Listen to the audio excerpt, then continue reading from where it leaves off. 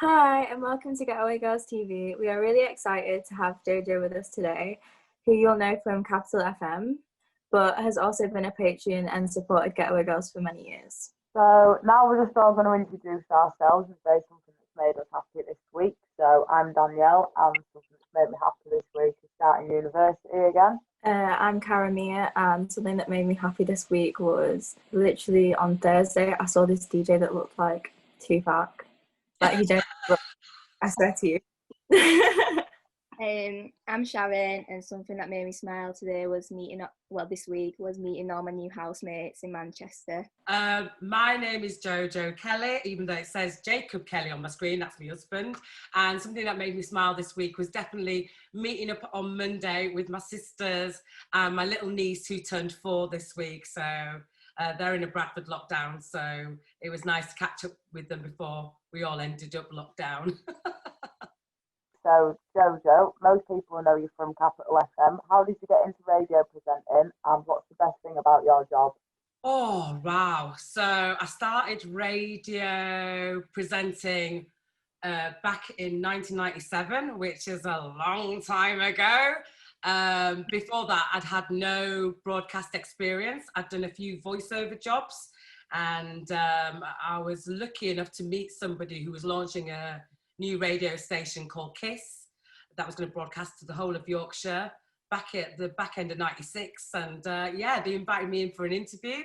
I didn't think I'd get a job, but I just kind of went along to see what would happen. And then lo and behold, here I am almost getting on for 24 years later, which is shocking because it's not what I'd planned in my life. But yeah, it's worked out really, really well. And it's a job that suits me. For most of my career, I've done breakfast morning shows, which involves getting up at stupid o'clock and being the first voice that people hear in the morning and welcoming people to their start of their day. It's been a real privilege over the years, and I feel very, very lucky that I have such a role to kind of, inject some positivity to the start of many people's day. Did you know you wanted to work in radio? If not, what did you want to be when you were younger? Radio, as I mentioned, was a bit of a kind of not something I'd really considered. Before that, I always enjoyed singing and dancing and theatre, and I got into National Youth Theatre when I was 13, so I did a lot of productions in London and then went on tour with 2 or 3 productions around the country. And then I went to drama school. So yeah, when I was younger, I thought I was going to be the Black Judi Dench. Didn't quite work out though. So actually, yeah, finding that I could make a living being myself as opposed to pretending to be other people was a bit of a surprise to me, really. But I think I had a lot of the skill set required to get onto radio, which was, having a natural performance in me and an interest in communication and telling stories, which is primarily what theatre and drama is about. Definitely. What would you say to young women trying to break into the radio industry? Don't do it. Nobody kidding. I would say, because there's so many different types of broadcasting. I mean, I know you, Sharon, you're very much into your DJing, and if you're into selecting your own music, so I can tell you now that in my job is to broadcast. I'm mainly hired for my speaking ability, although I'm feeling like I'm stumbling all over the place right now. Rather than selecting the music, I work for a big brand now, Capital, and it's very much a hit music station. So I have absolutely no control over the music I play. The only thing I have control over is what comes out of this. And sometimes I don't always have control of that. But yeah, I would say if you want to get into radio, still the old-fashioned way is the best way. Kind of see if you can shadow on some shows, try and get some work experience. I think nowadays, though, there are more courses in which you can do kind of broadcast journalism or, you know, music technology, because there are a lot of different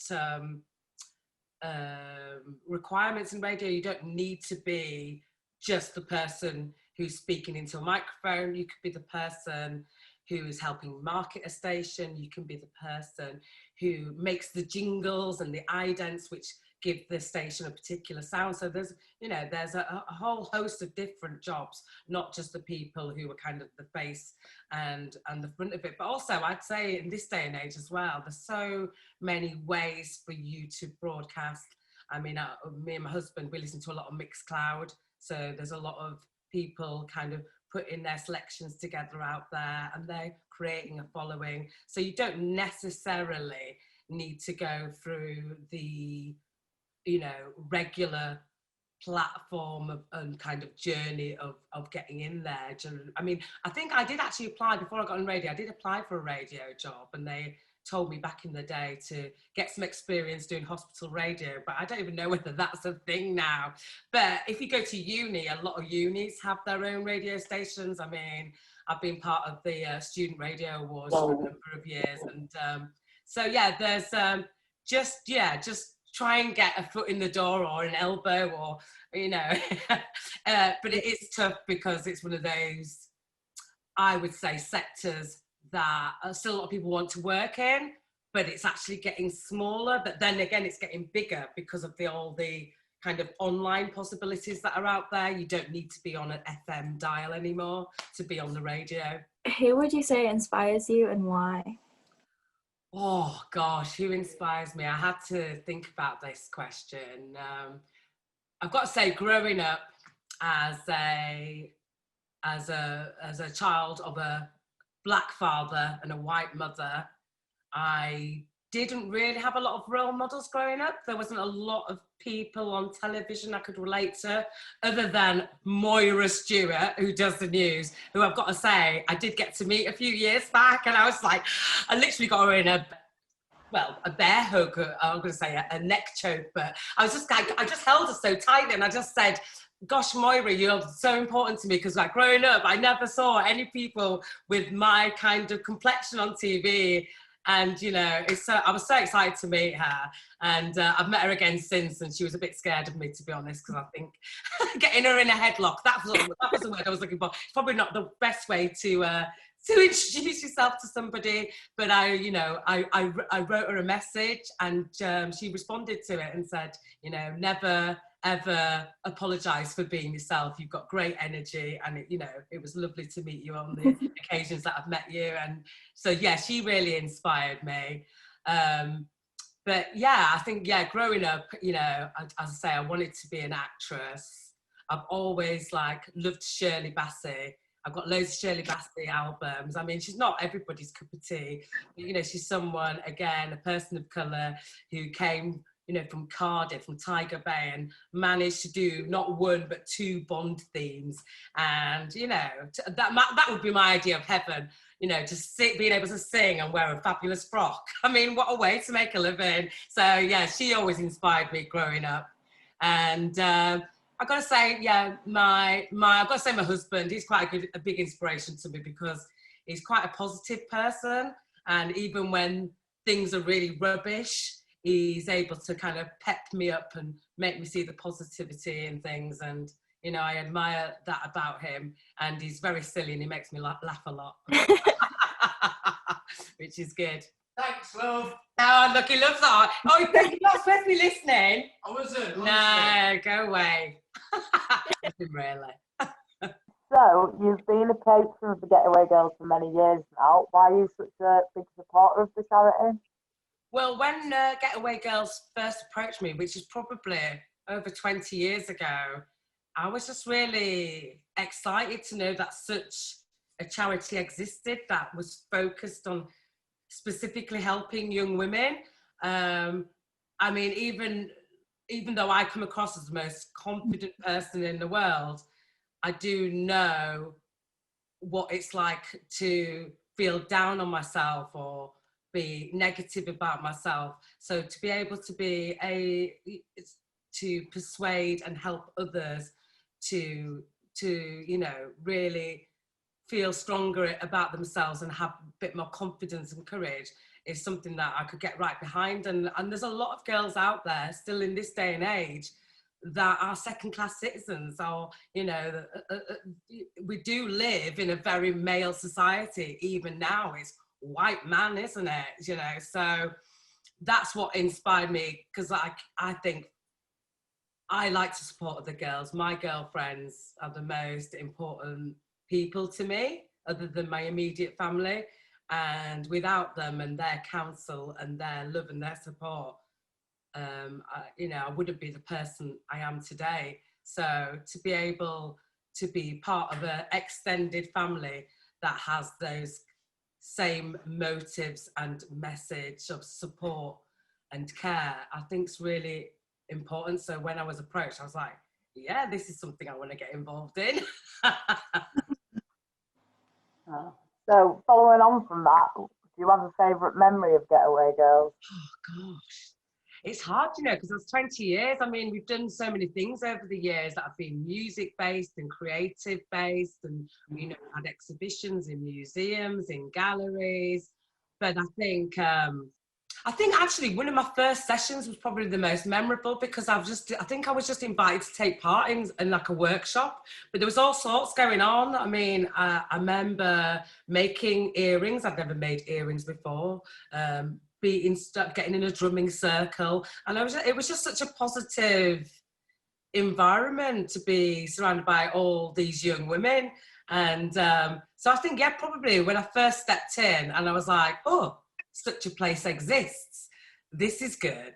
And I'm probably quite lapsadaisical with my support of Getaway Girls, but usually if boss lady Flavia gets in touch and says, oh, can you help me with this, if I'm able to, I'm there.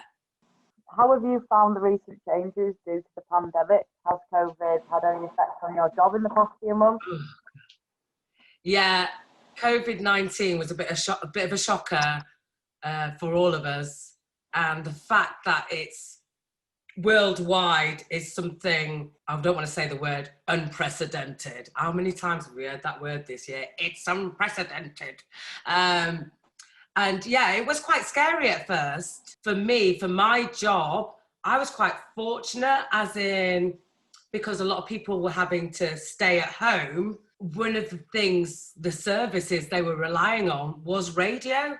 So I felt, again, quite privileged to be able to offer some encouragement and to support and to calm down the fear, because I think there was a lot of fear, even now there's a lot of unknown going on. But then once we kind of got into the swing of it, I think, there was a lot of people who got to spend time with their loved ones, which time that they didn't even know that they were missing until they suddenly got it. We've all kind of been going at such a massive pace that it was a real chance to kind of take stock and go, hang on a minute, these are the things that are important. Not all this buying into, I don't know, whether it's disposable fashion or ultimately you need love, you need a roof over your head, and you need the care of your family and your friends, and those should be the priorities. Yeah, as I say, lockdown, I mean, I understand, I'm lucky, I live in a nice home, I've got a big garden, I did think about during that time people who didn't have that, and there were, big families and really small homes with no outside space and being able to only go out an hour a day. It's been very, very challenging, and it continues to be. And personally, my hope is that we've got a chance as humanity. I mean, it's a big thing to hope for, but to come together and make a better, it sounds really cheesy, but I just want a fairer world.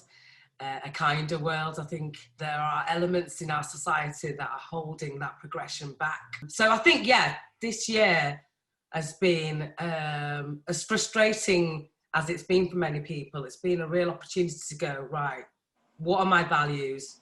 What is actually important? And what am I going to do to improve the world that we live in? Mm-hmm. Also, I got dead good at making banana bread. I think everybody did, didn't they? And, you know, and I also, during lockdown, so me and my husband, as you, I don't know if you can see, but behind him, we've got a lot of records. So we did try and do a few like live streams for our friends, you know, to keep people entertained while they're in lockdown.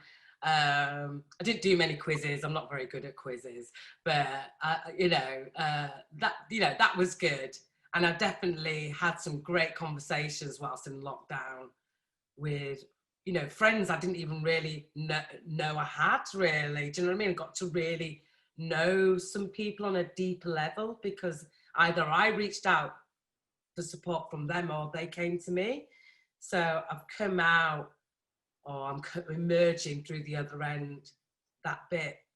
I feel stronger and wiser, and my eyes a bit more open to the environment and the world we're living. Oh, that's went a bit serious, didn't it? Who's your favourite female musician or artist? Oh, gosh. Well, I already mentioned Shirley Bassey. That's a tough one, isn't it? That's a really tough one. One of my highlights during lockdown, I don't know if any of you girls saw it, but it was, Erykah Badu and Jill Scott. And they basically did like a live feed, and it was just them just jamming and singing. And it was like, it went on to the early hours. I stayed up all night with those women. I mean, Jill Scott, I think I was first introduced properly to Jill Scott, probably 2003. And a girlfriend gave me an album called Beautifully Human, I think it's called. And that's even all these years later. It's one of those albums, I just put it on and I'm just like, yes, Jill. Do you know what I mean? I love Jill, but there's so many amazing artists, isn't there? I mean, Janelle Monáe is amazing. Alicia Keys. I love a bit of Elise. My milkshake brings all the boys to the yard. You know, there's some great female artists. Yeah, and yeah, definitely music has definitely kept me up when I might have been otherwise, you know, a bit low. Oh gosh, I was just thinking actually, before I had all these awesome musicians in my life, growing up, I used to, like, my mum and dad, they had like a record player and they had like a lot of reggae and stuff like that, but they also had things like Pink Floyd. But I used to love going to my uncle's house because he had a Blondie album. I don't know if you know anything about Debbie Harry, but I absolutely love her. There's something really punk about her. And also, growing up, Grace Jones. Pull up to my bumper, baby. Haven't got any Grace Jones in your life? Get some. I recently read her, I suppose it's her biography. And I think it's called something like, I will not write my memoirs or something like that, because she always says that she'd never. And she had such a fabulous life, and you know, she was kind of a trailblazer in a lot of areas, you know, as a model, as a musician, and I even like appearing in things like James Bond films. So yeah, I'm a big fan of Grace Jones. She's so fierce. You wouldn't mess with Grace Jones, would you? So yeah, there's a lot of, now I'm thinking, oh God, there's lots of people that have inspired me actually. Do you think there's equality in the music industry? And if not, what changes would you make? Is there equality in the music industry? No. Simple as. I mean, there's a lot of women who are running their own things and are very much true to who they are and what they want to be as an artist. Well, I can give you an example actually. Before I got on the radio, I did get offered a record deal. And I walked away from the record deal. One, because it relied on me wearing very, very small outfits. And it also relied on me singing things that I didn't think represented me. I was doing what the man was telling me to do. And I walked away from it. And a lot of my friends around me at the time were like, you've just walked away from a record deal. You could be a pop star and whatever. But at the end of the day, it wasn't for me. And I'm so glad that I walked away from that, because I ended up doing radio, and you can wear a lot more clothes doing radio because no one really sees you.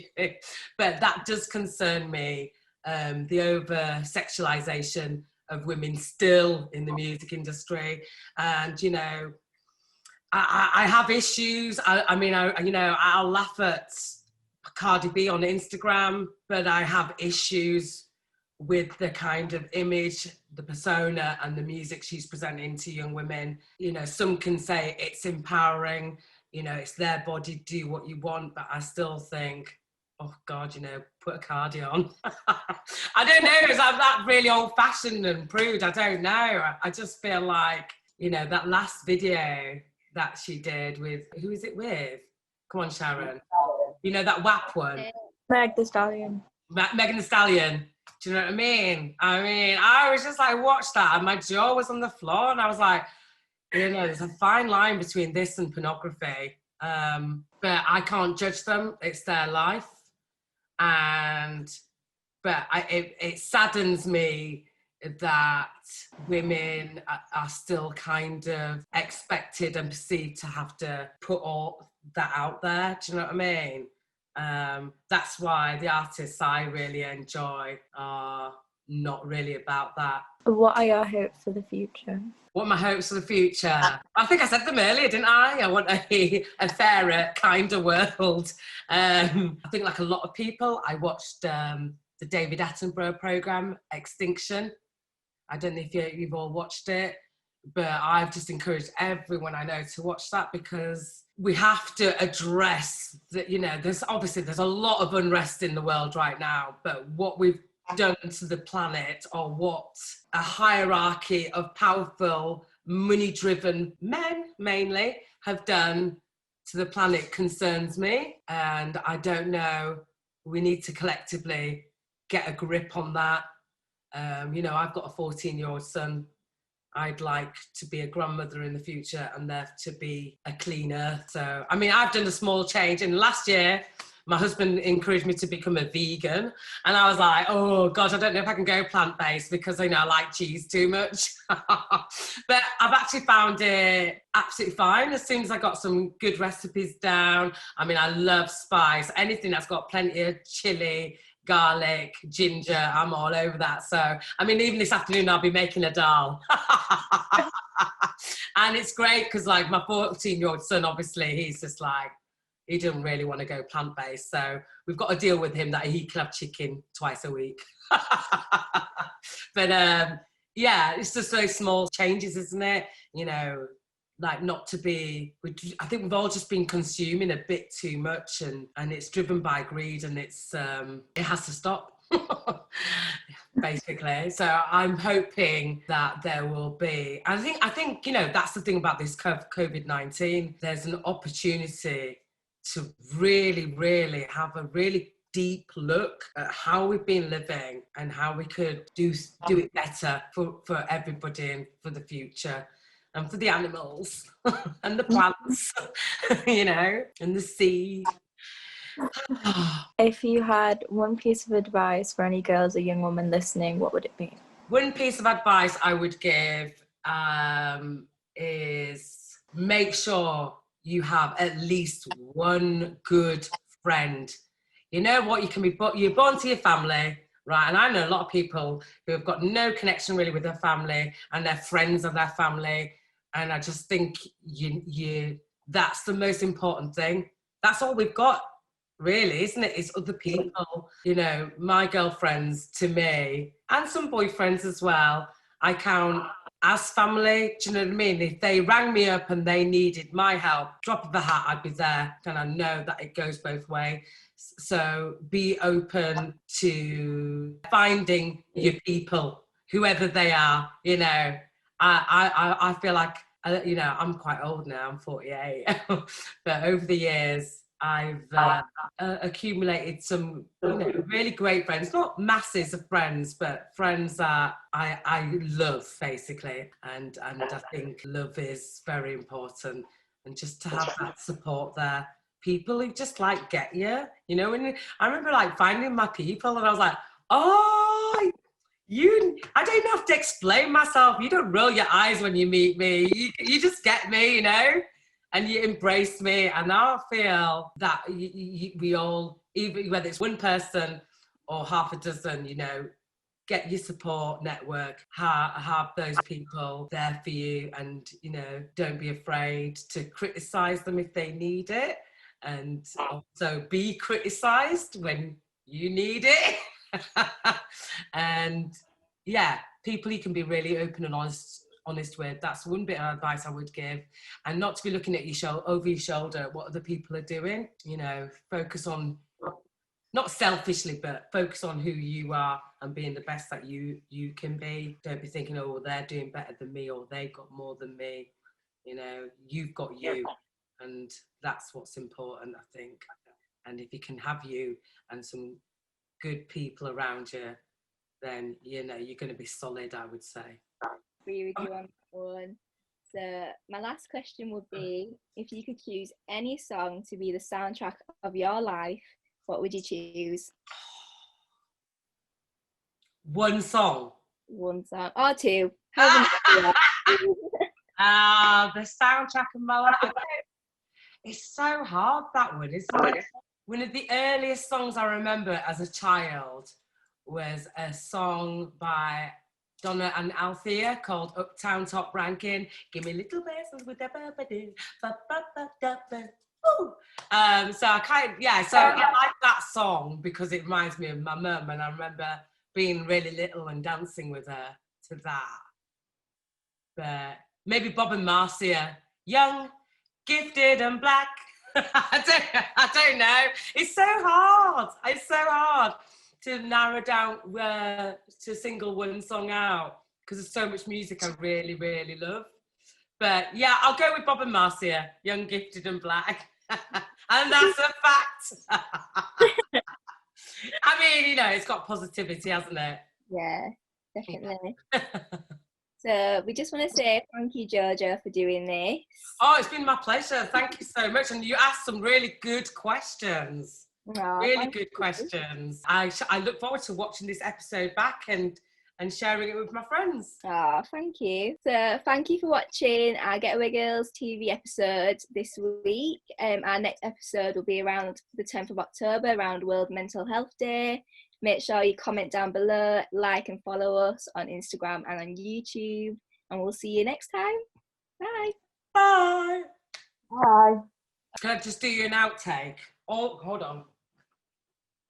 Come here. All the way through that, this dog has been whining. This is my dog. It's called Mr. Caballero. Say hello. Hello. Oh, he stopped whining now, have you? Honestly, it's been so for a biscuit in the background the whole time. Don't jump up at me. He stopped whining because he's on TV. Yeah, man. What's he like? Anyway, I'm really thrilled to take part, so thank you very much. Bye. Thank you so much. Oh, it's my pleasure. Thank you.